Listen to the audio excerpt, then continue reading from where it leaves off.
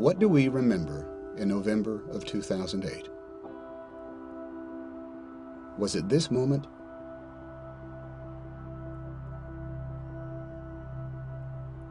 Or this? This is an economy right now that can't find the bottom of bad news.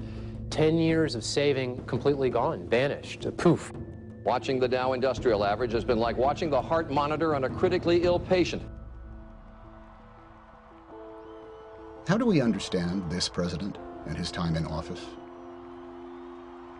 Do we look at the day's headlines, or do we remember what we as a country have been through?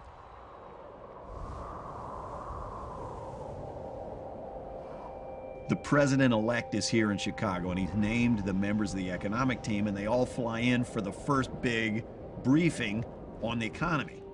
Many of the leading financial figures of the world are taking the subway in from the airport and traipsing through the snow to get to the transition office. There was a screen set up for slides, but we might as well have been showing a horror movie, because what was described in that meeting was an economic crisis beyond anything anybody had imagined. You had people telling you that the auto industry was literally days from collapse. The financial sector, kind of the heart that pumps blood into the economy, was frozen up and in cardiac arrest. The 6 months surrounding January 2009 is the worst 6 months ever that we ever had in the data. It was the biggest crash of household wealth that we've ever had in the United States. Christy Romer, the incoming head of the Council of Economic Advisors, said, "Mr. President, this will be as deep as anything we've experienced since the Great Depression, and millions of people are going to lose their jobs." Tim Geithner, the incoming Treasury Secretary, said the financial system's locked up, and Mr. President, it could collapse. And then Peter Orszag, the budget director, was the cleanup hitter and said this is going to add trillions of dollars to our debt. All I was thinking at that moment was, could we get a recount? Not since the days of Franklin Roosevelt had so much fallen on the shoulders of one president. And when he faced his country, who looked to him for answers, he would not dwell in blame or dreamy idealism. Our time of standing pat, of protecting narrow interests and putting off unpleasant decisions, that time has surely passed. Starting today, we must begin again the work of remaking America. As president, the tough decisions that he would make would not only determine the course of the nation, they'd reveal the character of the man.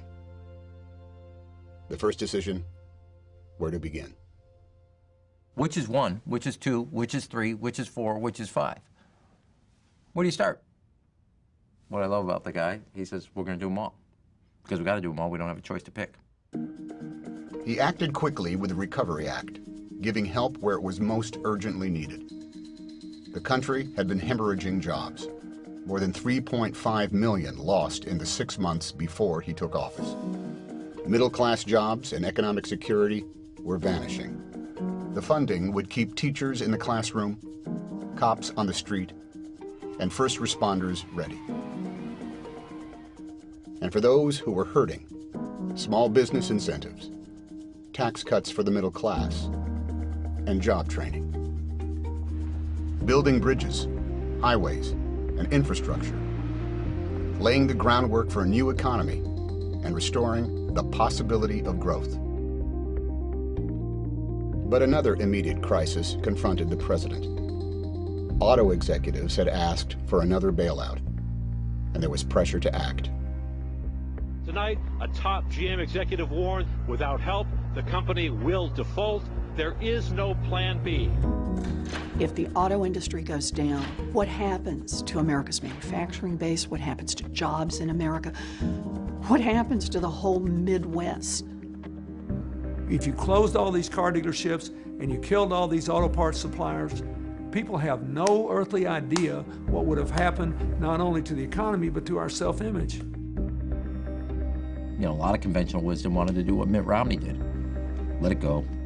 can't be saved. Why put good money after bad? Everybody, Democrats, Republicans, I mean, it was overwhelming. Look at the polling number. Do not rescue the automobile industry. The president faced a real risk either way he went. He fails to invest in the auto industry, it implodes, the economy goes further down, and blood is on his hands. The president invests, and the auto industry just can't pull it out. That's on the president's hands as well. But he knew who it would hurt the most, and how devastating the loss of a job can be to an entire family. My grandparents taught me that a job is about more than just a paycheck. They grew up during the Depression, so they'd tell me about seeing their fathers or their uncles losing jobs. Even if you've got a strong spirit, if you're out of work for a long time, it can wear you down. He decided to intervene. But in exchange for help, the president would demand action. The Bush administration had given the car companies $13 billion, and the money was now gone. He didn't just give the car companies the money, and he didn't give the UAW the money. He said, you guys got to work together and come up, and everybody's got to have some skin in the game here. You got to modernize the automobile industry. So don't bet against the American worker. Don't bet against the American people. We are coming back.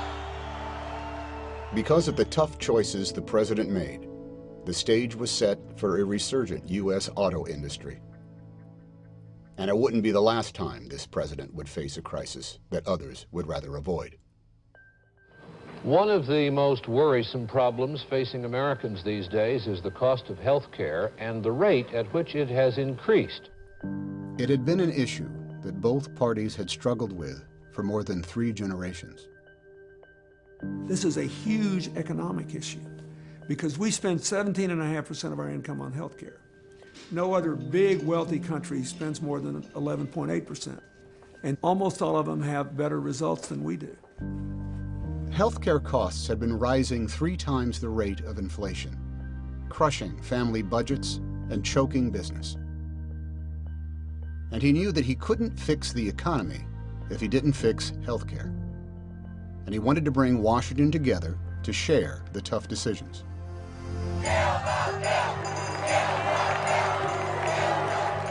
But he faced a fierce opposition, hostile to compromise. It'll be a cold day in hell before he socializes my country. After months of negotiation, it was unclear whether he could get the necessary votes. Some advised him to settle. He could still claim victory if he accepted less. I regularly told him, look, you don't have to spill this much political blood. You won't get the health care accomplishment you're seeking, but you will have something. But he knew from experience the cost of waiting. When my mom got cancer, she wasn't a wealthy woman, and it pretty much drained all her resources. She developed ovarian cancer, never really had good, consistent insurance. That's a tough thing to deal with, watching your mother die of something that could have been prevented. I don't think he wants to see anyone go through that. And he remembered the millions of families like his who feel the pressure of rising costs and the fear of being denied or dropped from coverage. When you hear people saying that this isn't the right time, when you hear people more worried about the politics of it than what's right and what's wrong, I want you to think about the millions of people all across this country who are looking for some help. And when the votes were counted, that help would come. The bill is passed.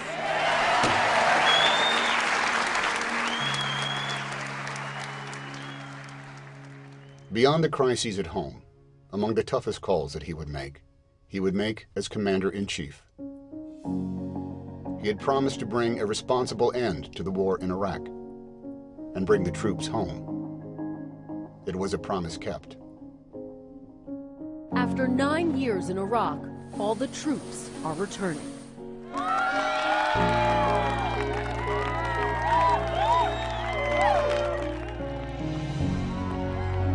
welcome home. Welcome home. Welcome home. And it was part of his broader plan to refocus our efforts on those that had attacked us. Intelligence reports locating Osama bin Laden were promising, but inconclusive, and there was internal debate as to what the president should do. We sat down in the Situation Room. The entire national security apparatus was in that room. The president turns to every principal in the room, every secretary. What do you recommend I do? And they say, well, 49% chance he's there, 51. It's a close call, Mr. President. As he walked out the room, it dawned on me, he's all alone. This is his decision. If he was wrong, his presidency was done. Over.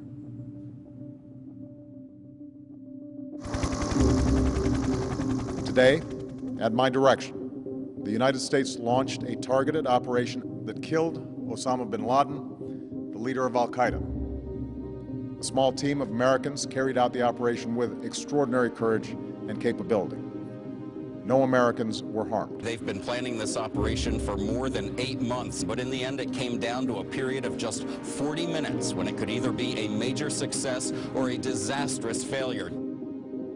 A lot of people have asked, how did you feel when you first heard that it was bin Laden and he had been killed? And the truth is, I didn't have time for a lot of feelings at that point because our guys were still in that compound. And it wasn't until I knew that they were across the border, they were safe, everybody was accounted for, including the dog, that I allowed some satisfaction. He took the harder and the more honorable path. When I saw what had happened, I thought to myself, I hope that's the call I would have made.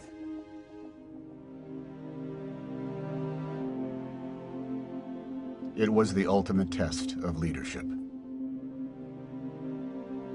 A victory for our nation. And there would be many others. His satisfaction, not in Washington, but with the millions of families who would feel for the first time the security of coverage. 2.5 million young adults now have coverage. 17 million kids could no longer be denied for pre-existing conditions. He expanded drug discounts for seniors. And with the Patient's Bill of Rights, Americans no longer will see their coverage dropped or capped when illness strikes. He restored science to its rightful place. He announced historic new mileage standards that will reduce oil imports.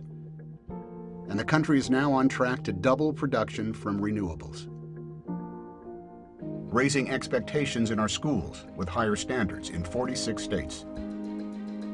He reformed the student loan system, shifting billions in subsidies from banks and middlemen to millions of young Americans. Cracking down on credit card companies and mortgage lenders so the American people would never have to bail out Wall Street again. And when Washington stalled, he would take action, protecting everyday Americans from predatory lenders. And I'm not going to stand by while a minority in the Senate puts party ideology ahead of the people that we were elected to serve. Not at this make or break moment for middle-class Americans. They changed the way the world sees us.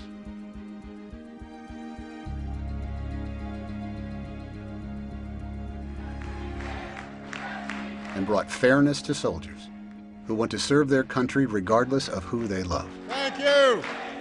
Yes, we did. And a landmark law so that a woman who does the same job as a man can get the same pay. We will make sure that our daughters have the same rights, the same chances, and the same freedoms to pursue their dreams as our sons. Judge Sotomayor, are you prepared to take the oath? I am. He placed 2 experienced jurists on the Supreme Court. And while the economic crisis proved to be more severe than experts had predicted, Month by month, there was progress. Over 3.5 million private sector jobs in 2 years. And welcome news from Detroit. It is a banner day for the resurgent U.S. auto industry. Less than 2 years after coming out of bankruptcy, General Motors announced today it is investing $2 billion in 17 plants. With business booming, they repaid their loans. Tonight, General Motors is once again #1 in sales worldwide.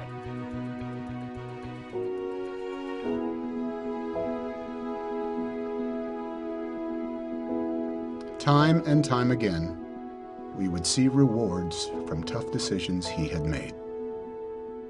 Not for quick political gain, but for long-term and enduring change.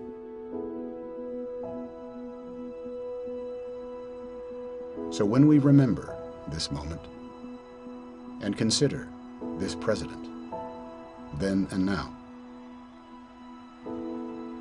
let's remember how far we've come and look forward to the work still to be done.